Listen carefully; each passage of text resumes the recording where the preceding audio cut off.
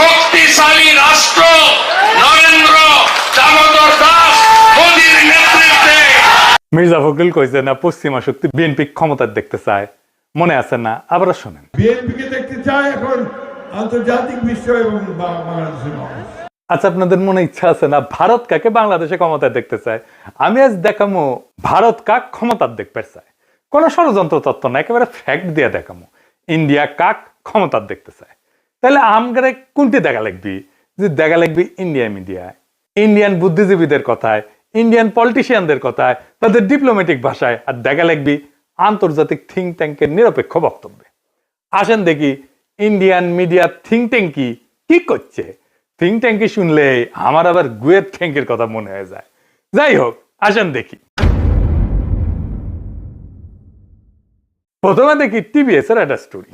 মোটামুটি সবকিছু একসাথে করার চেষ্টা করেছে তারেক রহমানের দেশে আসা নিয়ে ইন্ডিয়ান মিডিয়ান নিউজ গুলো। টাইটেল দিছে Tarek Rahman home coming, a view from India. তারেক রহমানের দেশে ফেরা ভারতের দৃষ্টিতে তারা বলতেছে এটা potentially game changing political moment, মানে রাজনীতির গতিপথ বদলাই দিতে পারে এমন মুহূর্ত। এখানে ওরা করছে, এটা পত্রিকা লিখেছে, ইংরেজিতে লিখেছে, ইংরেজি যেহেতু লিখেছে ঠিকই লিখেছে, তাই না?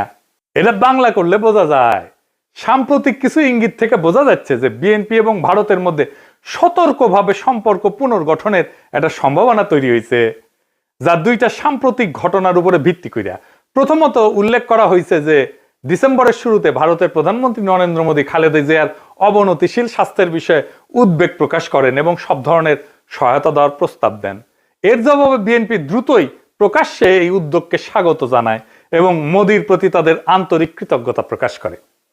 পর্যবেক্ষকদের মতে এই বিনিময়কে দুই পক্ষের সম্পর্ক উষ্ণ হওয়ার একটা ছোট হইলেও তাৎপর্যপূর্ণ সংকেত হিসাবে দেখা হচ্ছে। ভারতীয় কর্মকর্তারা হয়তো রহমানের, মানে তারেক রহমানের নেতৃত্বাধীন বিএনপিকে বাংলাদেশের জন্য আরো প্রেডিক্টেবল, উদারপন্থী এবং গণতান্ত্রিক বিকল্প হিসাবে দেখতে পারেন। এইবার আমরা সুবীর ভৌমিকের বক্তব্যটা দেখে আসি। হ্যাঁ, ভারত বাংলাদেশে কোন সরকার চাইবে? খুব সোজা উত্তর আমি তোমায় দিয়ে দিচ্ছি। Awami League is not in election, next best option is BNP, obviously not Jamaat. তারা অলরেডি 50 লাখ লোক নিয়ে জেয়ার টেয়াদের হুমকি দিচ্ছে, ফলে জামাত অবভিয়াসলি ইন্ডিয়া চাইবে না। অত অনেক কথা, ডিপ্লোম্যাটিক কথা বলে তো লাভ। কানেকশনটা হচ্ছে 71। আমরা একসাথে, আমার সৈন্য এবং মুক্তিযোদ্ধারা রক্ত ঝরিয়েছে, সেই সুবাদে Awami League. This is the historical fact. তো এই জায়গাতে হঠাৎ করে আজকে অন্য কিছু ডাইনামিক্স চলে আসবে, এটা তো আশা করাটাও ভুল।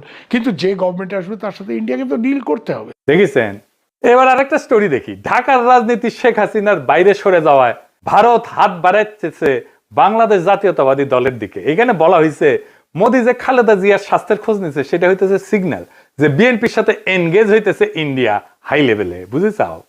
ডেকান হেরাল্ডে কয়া হইতেছে বাংলাদেশে শেখ হাসিনার বিকল্প হিসাবে তারেক রহমানের বিএনপির দিকে ঝোঁকের ইঙ্গিত দিচ্ছে ভারত।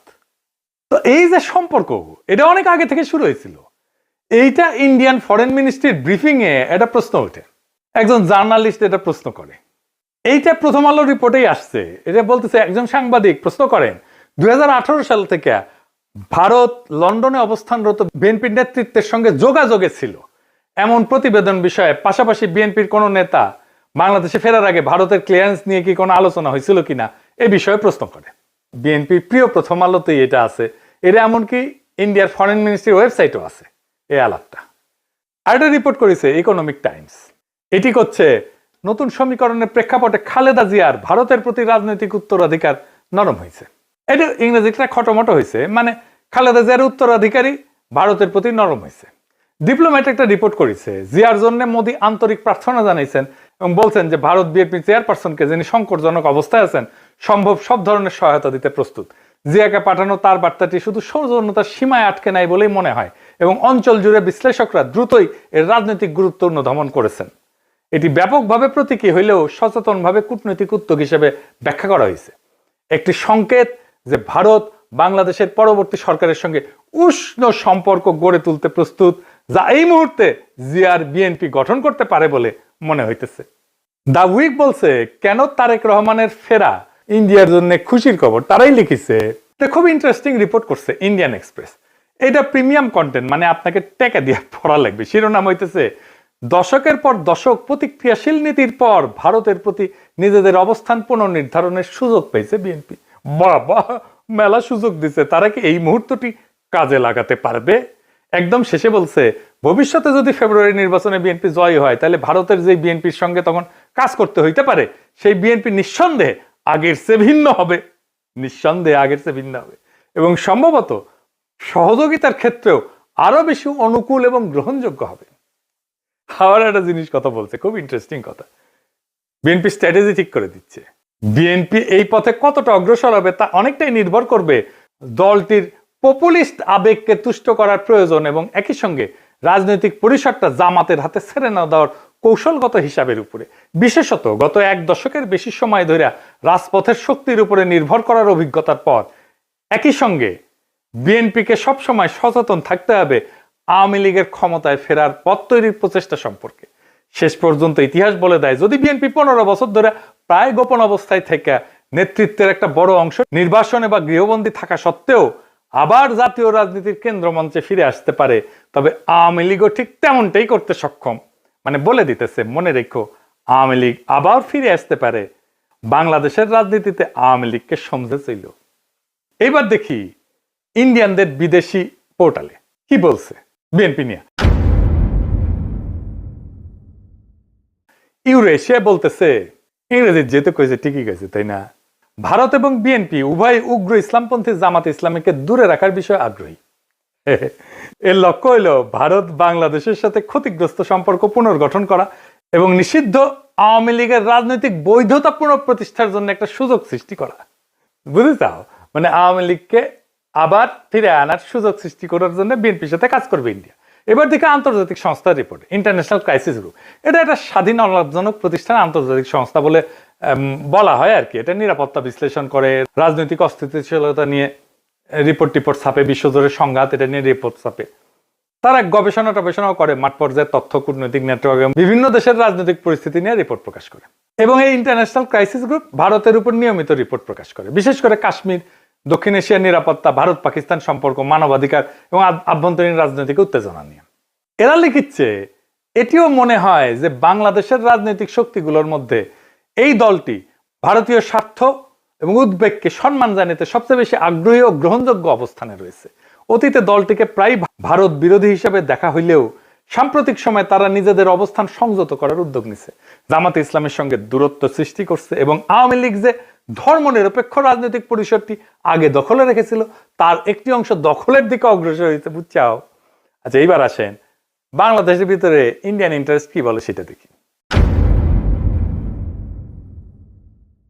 বাংলাদেশে কারা ভারতের স্বার্থ রক্ষাকারী? বাংলাদেশের দুইটা পত্রিকা মূলত ভারতের স্বার্থ রক্ষাকারী, বন্দের আলো আর দিল্লি স্টার। এরা এখন তো বিএনপির ক্ষমতা আসার কথা বলতেছে, বিএনপির গুণগান এমন ভাবে গাইতেছে যে মনে হইতেছে এটার মালিক এখন বিএনপি। এরা যাকে ক্ষমতায় দেখতে চাইবে, মনে রাখবেন ইন্ডিয়া তাদের ক্ষমতায় দেখতে চাইতেছে। আপনারা দেখবেন প্রথম আলো, দিল্লি স্টার ক্রমাগত বিএনপির নেতাদের, বুদ্ধিজীবীদের লেখা ছাপতেছে। আপনি দেখতে থাকবেন, এরপরে শুরু হবে যারা এতদিন আওয়ামী লীগের পক্ষে লিখতো, সোহরাব হোসেন, টোহরাব হোসেন ইত্যাদি। মিজানুর রহমান তো মারা গেছে, সে থাকলে আর সেও লেখা শুরু করতো। তারা প্রথম আলোতে বিএনপির পক্ষে লিখতো। তাই প্রথম আলো, ডেইলি স্টার ভারতের রাজনৈতিক অবস্থানের এটা লিটমাস টেস্ট। জানো তো লিটমাস টেস্ট এটা কেমিস্ট্রির কথা, ক্ষার আর অম্ল চেনে আর কি, এটা কাগজ দিয়া।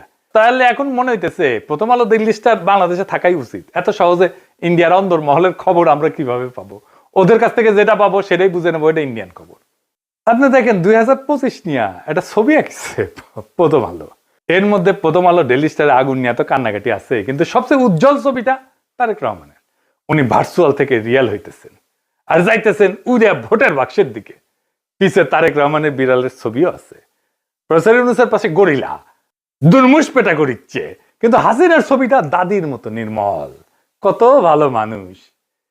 এই যে প্রথম আলো, ডেইলি স্টার, এইটা যে আওয়ামী বাকশালী ইন্ডিয়ান অ্যাসেট, কোনো সন্দেহ আছে এখন? এর মধ্যে খালেদা জিয়ার প্রতি সম্মান জানাইতে ঢাকা এসেছিলেন ইন্ডিয়ার পররাষ্ট্রমন্ত্রী জয়শঙ্কর। সে অন্তর্বর্তীকালীন সরকার এবং বিএনপির কয়েকজন শীর্ষ ব্যক্তির সাথে কথা বলছেন। কি ছিল তার চাওয়া? 1 নাম্বার, দুই দেশের সম্পর্কের মধ্যে যে উত্তেজনা সৃষ্টি হয়েছে তা হ্রাস করতে হবে। 2 নাম্বার, আসন্ন জাতীয় সংসদ নির্বাচনে আওয়ামী লীগকে অংশগ্রহণের সুযোগ দিতে হবে। কি আবদার! 3 নাম্বার, আওয়ামী লীগকে নির্বাচনে অংশগ্রহণের সুযোগ দেওয়ার জন্য প্রয়োজনে 12ই ফেব্রুয়ারি নির্ধারিত জাতীয় নির্বাচনের তারিখ পিছাইতে হবে। এইটা প্রফেসর ইউনূসের সরকারকে বলে গেছে। তারেক রহমানকে কি বলছে আমি জানি না, তবে অনুমান করি একই বার্তা দিছে। এই বার্তা কার জন্য? এই বার্তা অন্তর্বর্তী সরকারের জন্য এবং তাদের চোখে যারা ভবিষ্যৎ ক্ষমতা তাদের জন্য, তাদের সাথেই কথা বলছে। এখন একটা জিনিস পরিষ্কার করে বলা দরকার, বিএনপি এখানে কোনো চুজেন ফোর্স না ইন্ডিয়ার জন্য। তাকে যে পছন্দ করা হইতেছে তা কিন্তু না। বিএনপি এখানে কম্প্রোমাইজড অ্যাক্টর। তার মানে এমন একটা শক্তিতে সে রূপান্তরিত হয়েছে যারা আসলে ভারতের সাথে একটা কম্প্রোমাইজ করছে। ভারত বিএনপিকে চায় কারণ বিএনপি আদর্শিকভাবে শক্ত না, কাঠামোগতভাবে দুর্বল। যেই দল 15 বছর টিকে ছিল নির্বাসনে, মামলা হামলা গ্রেপ্তার গুনখুনে, আন্তর্জাতিক সহানুভূতিতে, আমাদের মতো ইন্ডিভিজুয়াল অ্যাক্টিভিস্টদের মরাল সাপোর্টে এবং অ্যাক্টিভিটিতে, সে দল জানে ক্ষমতায় ফেরার জন্য কোথায় নতি স্বীকার করতে হবে। সে তারেক রহমান জানে তার বাবাকে হত্যা করছে ভারত, সে জানে তার মাকে ক্ষমতাচ্যুত করছে ভারত, সে জানে তার নির্যাতনও করছে ভারত, মাজা ভেঙে দিছে ভারত, তার মাকে জেলে দিছে, ইন্ডিয়া তিলে তিলে তাকে মৃত্যুর দিকে ঠেলে দিছে। আর এটাও সে জানে সে না পারছে এটা ঠেকাইতে, না পারছে নিজেকে রক্ষা করতে। তাই এই কম্প্রোমাইজ তার শক্তি না, এটাই তার দর কষাকষির পুঁজি। দিল্লির চোখে বিএনপি মানে এমন একটা দল যাকে ম্যানেজ করা যায়, নেগোশিয়েট করা যায় যার সাথে, এবং প্রয়োজনে তাকে বদলায় ফেলা যায়।